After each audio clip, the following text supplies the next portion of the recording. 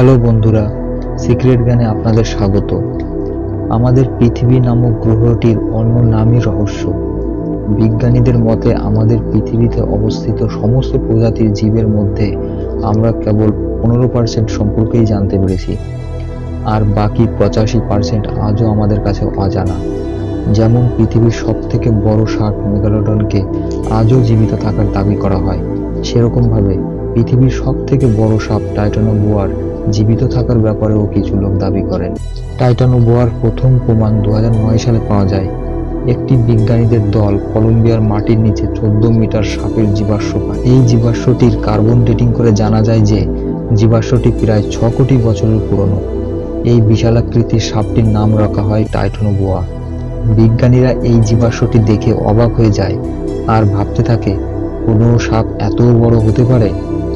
আসলে 2009 সালের আগে 100 বছর পর্যন্ত সবথেকে লম্বা সাপ গাইগন্টোপিসকে ধরা হতো, যার দৈর্ঘ্য ছিল 9 থেকে 10 মিটার, যা 4 কোটি বছর আগে পৃথিবীতে বসবাস করত। এরপরে বিজ্ঞানীরা এই দাবি করেন যে এর থেকে বড় সাপ পৃথিবীতে থাকাটা অসম্ভব, কেননা যখন কোনো প্রাণীর সাইজ বাড়ে তখন তার মাস মানে ভর 3 গুণ গতিতে বাড়ে, আর যত ভর হবে মাধ্যাকর্ষণ শক্তিও তত বেশি হবে, আর তাই জন্য এই জীবটি খাড়া থাকতে পারবে না। কিন্তু টাইটানোবোয়া বিজ্ঞানীদের সমস্ত দাবিকে ভুল প্রমাণিত করেছে।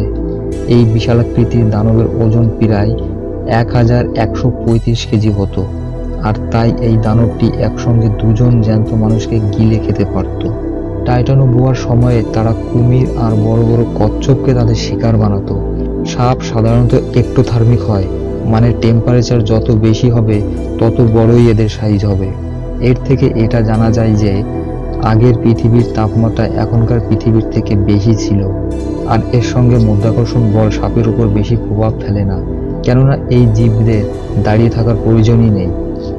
এইসব ব্যাপার থেকে এটা ধরে নেওয়া যেতেই পারে যে আমরা সাপের দৈর্ঘ্য সম্পর্কে যতটা ধারণা করতে পারি, একটা সাপ তার থেকে অনেক বড় হতে পারে। কিন্তু এখানে প্রশ্ন আছে যে কলম্বিয়াতে পাওয়া জীবাশ্মই সব থেকে বড় সাপ, নাকি প্রথমে পাওয়া সাপগুলি কলম্বিয়াতে পাওয়া সাপের থেকেও বড়?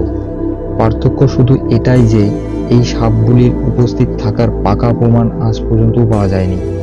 এই প্রশ্নটা এই জন্য ওঠে যে আজ পর্যন্ত কেউই জানে না যে টাইটানোবোয়া এই পৃথিবী থেকে কবে বিলুপ্ত হয়েছিল। বিজ্ঞানীদের মতে ভূপৃষ্ঠের তাপমাত্রা আস্তে আস্তে ঠান্ডা হয়েছে, আর এই প্রাণীগুলিও আস্তে আস্তে বিলুপ্ত হয়েছে।